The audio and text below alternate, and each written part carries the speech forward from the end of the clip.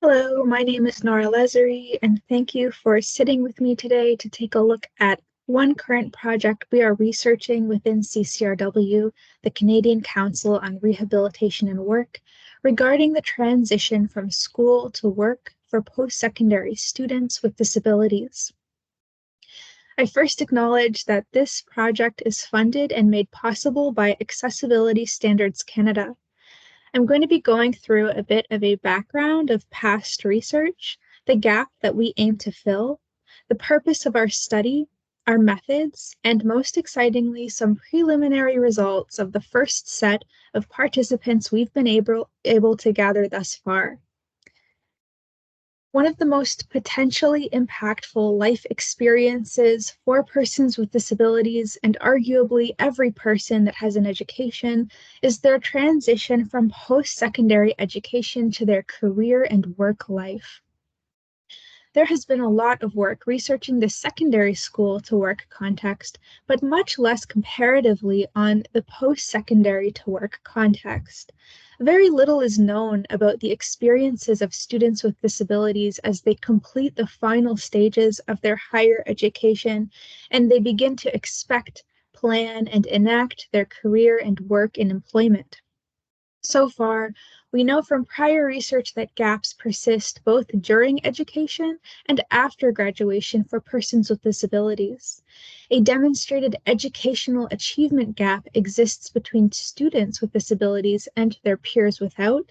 This is from Newman et al. In 2011. And people with disabilities continue to be underrepresented in the Canadian workforce at rates of 59% compared to 80% for those without disabilities. And this is from Morris et al. In 2018. Secondary education should be a pathway to career advancement and maximizing talent. And students with disabilities face unique barriers and facilitators in their educational experience. So we want to learn about students with disabilities, where they place themselves in terms of demographic and socioeconomic status during their education. And we also want to learn what their expectations are in work, whether their education aligns with their career goals and their salary goals as well. Our research will uncover whether or not they do obtain this, which speaks to meaningful work opportunities and utilization of their skills. So to do this, we formulated 4 major research questions to guide our study.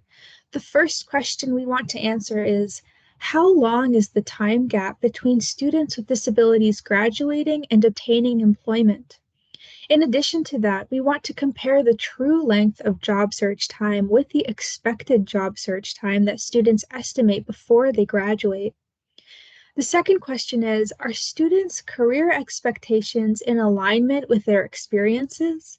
In other words, do the expectations of students in their final year of study match up with their reality after they graduate and begin their careers? The third question we have is, do students find high quality work opportunities that match their skills and fields of expertise? And finally, our fourth question we want to answer is, how can colleges and universities better prepare students with disabilities for the working world going forward? This question is key for informing practice and policy at post-secondary institutions. Post-secondary education is meant to be a pathway to advancement and well-paying jobs, yet graduates with disabilities are not seeing the same benefits that their education that their peers do, So these 4 questions were developed to acknowledge that finding employment is not the only objective. We know from other research that career advancement opportunities for persons with disabilities are limited in quality and accessibility. So to do this, we have begun with a baseline survey with the goal of recruiting 1,000 students at the beginning of their final year in a post-secondary educational program. We are gathering information on their general demographic background, type of disability, socioeconomic status perceptions, fields of study, salary expectations, how long students expect to be job searching until they obtain employment after graduating, and whether they hope to gain employment in their field of study. We have preliminary data from about 72 participants, findings from which will be shared next. After about 8 months, we will be contacting a smaller sample of participants to conduct focus groups that gather students' reflections on how their university or college prepared them for their transition to work, as well as their unique barriers and needs as members of diverse intersectional groups. Finally, 1 year after the baseline survey, we will conduct a follow-up survey to compare those earlier expectations collected from the baseline survey to participants' reports. We'll be able to directly compare the length of time that graduates spent job searching, if they obtained employment in their chosen field, and if their starting salary matches their prior goals. So far, after data cleaning, such as screening for attention checks and removing fraudulent responses, we have some preliminary results. We've accumulated about 72 responses, most of which come from domestic students who are enrolled in a 4-year undergraduate degree. The age of our respondents is 24 years old, with an age range between 22 and 46 years, and with over half living in suburban areas. We have a word map here of the most commonly reported fields of study so far, and you can see that we have a fairly diverse group of scholars in psychology, nursing, biology, history, some environmental science, sociology, engineering, and the list goes on. Next, we asked questions about their disability characteristics. The chart here shows the most prevalent disability types ordered from greatest to least. Mental health or addictions was reported 41 times. Learning was reported 29 times. Medical was reported 22 times. Developmental was reported 12 times. Mobility or agility was reported 11 times. Sensory was also reported 11 times. Both motor dexterity and intellectual were reported 7 times each, and both communication and other were reported 4 times each. Mental health-related disabilities are perhaps, unsurprisingly, the most commonly reported disability type from our participants, mirroring both the rise in mental health disability noted in the latest Canadian Survey on Disability Findings, as well as research suggesting that at least 1 in 5 Canadians, postsecondary students, experiences a mental health disorder, a number which, due to social desirability effects and stigma, may be underreported. We asked about the time periods of disability experienced.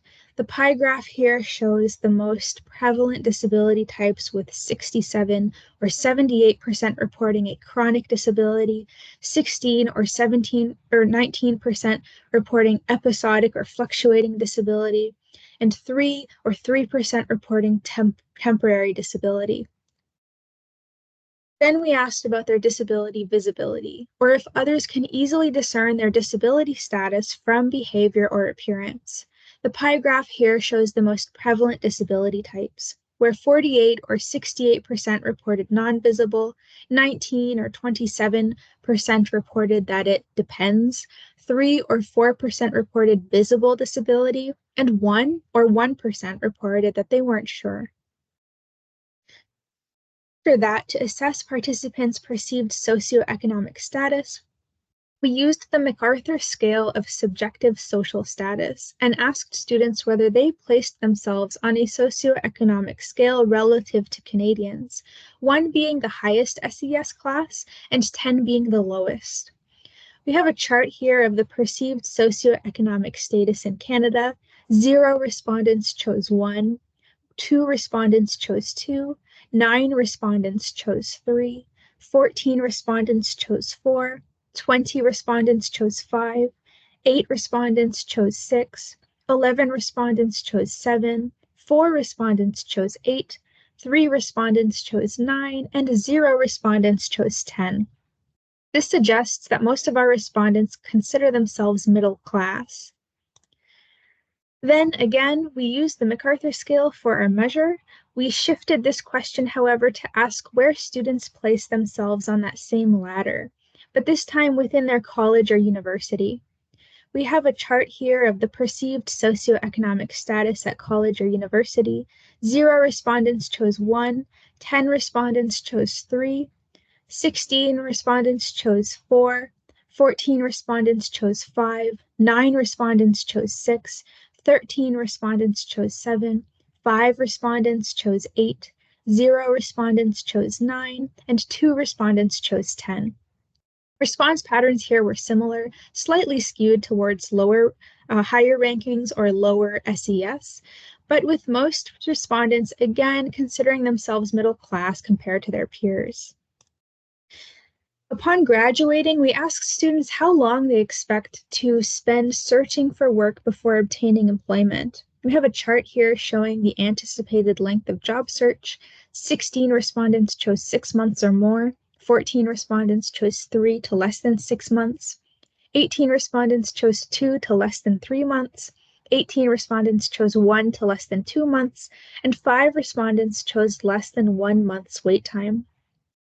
We're going to be comparing these expected timelines with actual timelines of student job search length at the follow-up survey to see whether these expectations were met and measure any discrepancies. Next, we asked if students were hoping to find employment related to their field. This pie chart showing that 64 or 90% of respondents said yes, and 7 or 10% of respondents said no. We will also be comparing these baseline reports to the follow-up survey responses on whether they did find relevant work. It's also worth noting that, according to findings from Statistics Canada in 2020, 4 out of 5 graduates, or 81%, who were employed 3 years after graduation reported that their job or business was closely related or somewhat related to their 2015 program. This was similar to the findings for graduates of 2010 at 83%. So our participants' initial responses are on par with these findings, and it will be interesting to see how our sample's actual experiences reflecting new grads with disabilities compares with StatsCan's data on the general population. And finally, we asked students about their expected salary before tax in dollars of their first job after graduating, shown here in a bar graph.